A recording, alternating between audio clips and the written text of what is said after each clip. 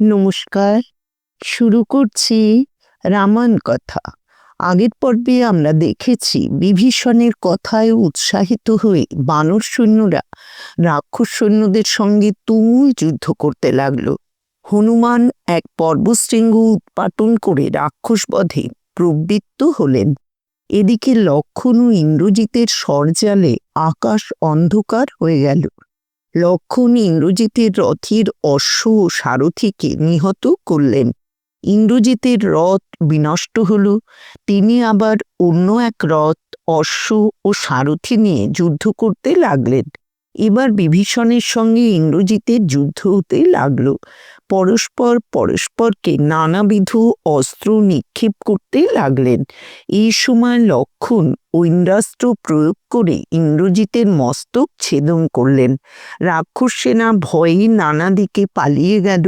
বানর সেনা লক্ষ্মণের জয়ধ্বনি দিয়ে আনন্দে লাফাতে লাগলো। লক্ষ্মণ আহত হয়ে রামের কাছে ফিরে গেলেন। রাম তাকে আলিঙ্গন করে প্রশংসা করতে লাগলেন। ইন্দ্রজিতের নিধন সংবাদ শুনে রাবণ শোকে মূর্ছিত হয়ে পড়লেন। সংজ্ঞা লাভ করে তিনি বিলাপ করতে লাগলেন। রাবণ ইন্দ্রজিতের মৃত্যু কিছুতেই মেনে নিতে পারলেন না।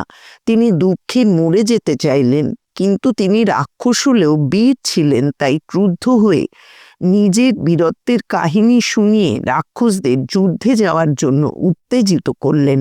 এরপর তিনি খড়গ নিয়ে ক্রোধে সীতাকে হত্যা করতে উদ্যত হলেন। সীতা রাবণের এই মহাক্রুদ্ধ মূর্তি দেখে ভীত হয়ে পড়লেন। তখন সুপার্শ্ব নামে রাবণের এক অমাত্য রাবণের প্রশংসা করে বললেন যে আপনি স্ত্রী হত্যা কেন করতে যাচ্ছেন? রামকে মারতে পারলেই তো সীতাকে আপনি লাভ করবেন। সুপার্শ্বের কথা শুনে রাবণ সভাসদদের নিয়ে সভাগৃহে ফিরে গেলেন। আজকে এরপর থেকে আমরা পাঠ শুরু করব। রাক্ষসী বিলাপ। বিরূপাক্ষ মহোদর মহাপার্শ্ব বধ। আরোহী সমেত সহস্র সহস্র হস্তি, অশ্ব, রথ এবং অসংখ্য রাক্ষসবীর রামের সহিত যুদ্ধে নিহত হয়েছে দেখে লঙ্কার অধিবাসীগণ চিন্তাকুল হল। বিধবা পুত্রহীনা রাক্ষসীরা বিলাপ করতে লাগলো। করাল দর্শনা লম্বোদরী বৃদ্ধা শূর্পণখা কন্দর্পতুল্য রামের কাছে কেন গিয়েছিল? রাম সুদর্শন, মহাবল, গুণবান, সর্বভূতের হিতে রত, সর্বগুণহীনা দুর্মুখী রাক্ষসী তাকে কেন কামনা করল? আমাদের ভাগ্য মন্দ, তাই সেই লোলাঙ্গে শুক্লকেশে বৃদ্ধা সর্বলোকনিন্দিত হাস্যকর কুকার্য করেছিল। তার জন্যই রামের শত্রুতা করে রাবণ সীতাকে এনেছেন। বিরাট, খরদূষণ, ত্রিশিরা, জনস্থানে 14,000 রাক্ষস এবং বালি, এদের নিধনই রামের বিক্রমের পর্যাপ্ত নিদর্শন। রাবণ যদি বিভীষণের উপদেশ শুনতেন তবে লঙ্কা দুঃখময় শ্মশান হতো না। কুম্ভকর্ণ, অতিকায় ও ইন্দ্রজিতের মৃত্যুতেও কি রাবণের চৈতন্য হলো না? আমার পুত্র, আমার ভ্রাতা, আমার স্বামী যুদ্ধে হত হয়েছে। গৃহে গৃহে রাক্ষসীদের এই বিলাপই শোনা যাচ্ছে। লঙ্কা বীর শূন্য। আমাদের জীবনের আশা নেই, বিপদের অন্ত নেই। রাবণের উৎপীড়নে আর্ত হয়ে দেবতারা যখন মহাদেবের শরণাপন্ন হন, তখন তিনি বলেছিলেন তোমাদের হিতার্থ এক নারী উৎপন্ন হবেন, তিনি রাক্ষস ক্ষয় করবেন। পুরাকালে দেবগণের নিয়োগে ক্ষুধা যেমন দানবগণকে বিনষ্ট করেছিল, সেইরূপ এই সীতা রাবণ ও আমাদের সকলকে ভক্ষণ করবে। লঙ্কার গৃহে গৃহে রাক্ষসীদের এইরূপ বিলাপ শুনে রাবণ দীর্ঘ নিঃশ্বাস ফেলে ওষ্ঠ দংশন করতে লাগলেন। তারপর মূর্তিমান কালাগ্নির ন্যায় ভীষণ হয়ে সমীপস্থ রাক্ষসদের বললেন, সৈন্যদের শীঘ্র যুদ্ধযাত্রা করতে বলো। রাবণের আজ্ঞায় মহোদর ও মহাপার্শ্ব এরা দুজনেই রাবণের অমাত্য। এই নামের দুজন রাবণ ভ্রাতা পূর্বেই মারা গেছেন। বিরূপাক্ষ বিপুল বাহিনী সজ্জিত করে কৃতাঞ্জলি পুটে প্রভুর সম্মুখে উপস্থিত হলেন। অট্টহাস্য করে রাবণ বললেন, আজ আমি প্রলয় সূর্যের ন্যায় প্রদীপ্তবাণে রাম লক্ষ্মণকে জমালয়ে পাঠিয়ে খর প্রহস্ত কুম্ভকর্ণ ও ইন্দ্রজিতের মৃত্যুর প্রতিশোধ নেব। যাদের ভ্রাতা বা পুত্র হত হয়েছে, শত্রু সংহার করে তাদের অশ্রুজল মুছিয়ে দেব। আজ আমি কাক, গৃধ্র ও মাংসাশী সকল প্রাণীকে শত্রুর মাংসে তর্পিত করব। 1 নিযুত রথ, 3 নিযুত হস্তি, 60 কোটি অশ্ব, 60 কোটি খড় ও উষ্ট্র এবং অসংখ্য পদাতিক নিয়ে রাবণ যুদ্ধযাত্রা করলেন। তিনি স্বয়ং দিব্যাস্ত্র সম্পন্ন নানা অলঙ্কারে ভূষিত তুরঙ্গযোজিত রথে আরোহণ করে চললেন। রাক্ষস ও বানর সৈন্যে ভীষণ যুদ্ধ হতে লাগলো এবং উভয় পক্ষের বহু সৈন্য নিহত হলো। বিরূপাক্ষের খড়গাঘাতে সুগ্রীব মূর্ছিত হয়ে পড়লেন। পরে সংজ্ঞালাপ করে বিরূপাক্ষের ললাটে চপেটাঘাত করে তাঁকে বধ করলেন। তারপর মহোদরের সঙ্গে সুগ্রীব খড়গযুদ্ধে প্রবৃত্ত হলেন। মহোদর সুগ্রীবের বর্মে প্রচণ্ড আঘাত করবা মাত্র খড়গ বর্মে আটকে গেল। মহোদর খড়গ টেনে নিতে নিতে সুগ্রীব তাঁর শিরশ্ছেদ করলেন। মহাবীর অঙ্গদ পরিঘ নিক্ষেপ করে মহাপার্শ্বের ধনুর্বাণ ও উষ্ণীষ ভূপাতিত করলেন। তারপর মুষ্টির আঘাতে বক্ষ চূর্ণ করলেন। লক্ষণের শক্তিশীল। বিরূপাক্ষ মহোদর ও মহাপার্শ্বকে নিহত দেখে রাবণ তার সারথিকে বললেন, আমার অমাত্যগণ হত হয়েছেন, আমার নগরও অবরুদ্ধ হয়েছে। রাম লক্ষ্মণকে বধ করে আমার দুঃখ দূর করব। সীতা যার পুষ্প ও ফল, সুগ্রীব, জাম্ববান, হনুমান, অঙ্গদ প্রভৃতি বানর যার প্রশাখা, সেই রামরূপ বৃক্ষকে আমি যুদ্ধে উচ্ছিন্ন করব। রাবণ সম্মুখে এলে রাম হৃষ্ট হয়ে প্রচণ্ড জ্যা নির্ঘোষ করলেন। লক্ষ্মণ যুদ্ধ করবার জন্য অগ্রসর হলেন, কিন্তু রাবণ তাকে অতিক্রম করে রামের প্রতি স্বর ক্ষেপণ করতে লাগলেন। রাবণের আসুরাস্ত্র রামের পাবকাস্ত্র দ্বারা খণ্ডিত হল। রাবণ ময় নির্মিত মহাদ্যুতি রৌদ্রাস্ত্র নিক্ষেপ করলেন। তা থেকে শূল, গদা, মুসল, মুদ্গর, পাশ, অশনি প্রভৃতি নির্গত হল। রাম গন্ধর্বাস্ত্রে এই সকল নিবারিত করলেন।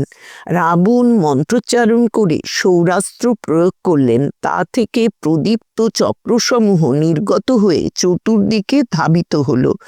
রাম স্বরাঘাতে সেই সকল চক্র ছিন্ন করলেন। লক্ষ্মণ স্বরাঘাতে রাবণের নরমুণ্ডলাঞ্ছিত ধ্বজ, ধনু এবং সারথির মস্তক ছেদন করলেন। বিভীষণ গদাঘাতে রথের অশ্ব বিনষ্ট করলেন। রথ থেকে নেমে রাবণ তাঁর ভ্রাতার উদ্দেশ্যে এক অশনিতুল্য শক্তি নিক্ষেপ করলেন। লক্ষ্মণ তার স্বরাঘাতে ছেদন করলেন। তখন রাবণ আরেকটি প্রকাণ্ড শক্তি নিলেন, যা কৃতান্তেরও দুঃসহ। তিনি লক্ষ্মণকে বললেন, ওহে বলগর্বিত, তুমি আমার অস্ত্রাঘাত থেকে বিভীষণকে রক্ষা করেছ। এখন তাকে ছেড়ে তোমার প্রতি শক্তি নিক্ষেপ করব। এই শত্রু শোণিতপায়ী অস্ত্র তোমার হৃদয় ভেদ করে প্রাণ নিয়ে নির্গত হবে। এই বলে রাবণ শক্তি নিক্ষেপ করলেন। ময় দানব নির্মিত ঘণ্টাযুক্ত সেই অস্ত্র বজ্র নিনাদে লক্ষ্মণের অভিমুখে ধাবিত হলো। রাম বললেন, লক্ষ্মণের স্বস্তি হোক। শক্তি তুমি ব্যর্থ হও।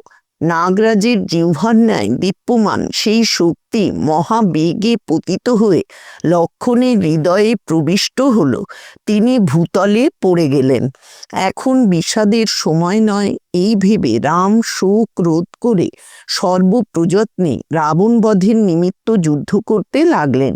বানররা লক্ষ্মণের বক্ষ থেকে শক্তি উদ্ধারের চেষ্টা করল, কিন্তু রাবণের স্বরাঘাতে নিরস্ত হলো। তখন রাম 2 হস্তে শক্তি উৎপাটিত করে ভেঙে ফেললেন। রাবণ মর্মভেদী স্বর বর্ষণ করতে লাগলেন, কিন্তু রাম বিচলিত না হয়ে লক্ষ্মণকে আলিঙ্গন করে সুগ্রীব ও হনুমানকে বললেন, তোমরা লক্ষ্মণকে বেষ্টন করে এইখানে থাকো। এখন আমার বহুদিনের আকাঙ্ক্ষিত পরাক্রম প্রকাশের সময় উপস্থিত। তোমরা শীঘ্রই দেখতে পাবে পৃথিবী অরাবণ বা অরাম হয়েছে। এই বলে রাম বৃষ্টিধারার ন্যায় স্বর নিক্ষেপ করতে লাগলেন। রাবণ নিপীড়িত হয়ে রণস্থল পরিত্যাগ করলেন। তখন রাম সুসেনকে বললেন, আমার প্রাণাধিক প্রিয় ভ্রাতা রক্তাক্ত দেহে ভুলুণ্ঠিত, আমি কি জন্য যুদ্ধ করব? আমার জীবনেই বা কি প্রয়োজন? বনযাত্রার সময় ইনি আমার সঙ্গে এসেছিলেন, যমলোকেও আমি এর সঙ্গী হব। দেশে দেশে পত্নী পাওয়া যায়, দেশে দেশে বন্ধুও মেলে, কিন্তু এমন দেশ দেখি না যেখানে এমন সহোদর ভ্রাতা পাওয়া যায়। বীর সুসেন লক্ষণকে হারিয়ে আমার রাজ্যে কি প্রয়োজন? আমি পুত্রবৎসলা মাতা সুমিত্রাকে কি বলবো? হা নরশ্রেষ্ঠ বীর অগ্রগণ্য ভ্রাতা, আমাকে ত্যাগ করে কেন একাকী পরলোকে যাচ্ছ? রামকে আশ্বাস দিয়ে সুসেন বললেন, নরশার্দুল, তুমি শোক ত্যাগ করো। লক্ষণ মরেননি, এর মুখ বিকৃত বা শ্যামবর্ণ হয়নি, এর হৃদয়ও স্পন্দিত হচ্ছে। তারপর সুসেন হনুমানকে বললেন, জাম্ববান পূর্বে যে ঔষধি পর্বতের কথা বলেছিলেন, তার দক্ষিণ শিখর থেকে বিশল্যকরণী, সাবর্ণকরণী, সঞ্জীবকরণী ও সন্ধানী 4 প্রকার মহৌষধি শীঘ্র নিয়ে এসো। হনুমান তখনই ঔষধি পর্বতে গেলেন, কিন্তু ঔষধি খুঁজে পেলেন না। বিলম্বে মহা বিপদ হতে পারে, এই ভেবে তিনি পর্বতের শৃঙ্গ উৎপাটন করে নিয়ে এলেন। সুসেন ঔষধি পেষণ করে লক্ষণকে আঘ্রাণ করালেন। লক্ষণ অচিরে বিশল্য ও নিরোগ হয়ে গাত্রোত্থান করলেন। রাম তাকে আলিঙ্গন করে বললেন, বীর, ভাগ্যক্রমে তোমাকে পুনর্জীবিত দেখছি। তুমি গত হলে সীতার উদ্ধার বা বিজয় লাভ বা জীবনে আমার কি প্রয়োজন? রামের শিথিল বাক্যে ক্ষিণ্ণ হয়ে লক্ষণ বললেন, আপনি শত্রু সংহারের যে প্রতিজ্ঞা করেছিলেন তা ভুলে গিয়ে দৌর্বল্য প্রকাশ করবেন না। আমার ইচ্ছা আজ সূর্যাস্তের পূর্বেই আপনি দুরাত্মা রাবণকে বধ করুন। আজকের মতো রামায়ণ কথা এখানেই শেষ করছি। ভগবান শ্রী রামচন্দ্রের কৃপা ও আশীর্বাদ আপনাদের সকলের উপর বর্ষিত হোক, এই কামনা করি।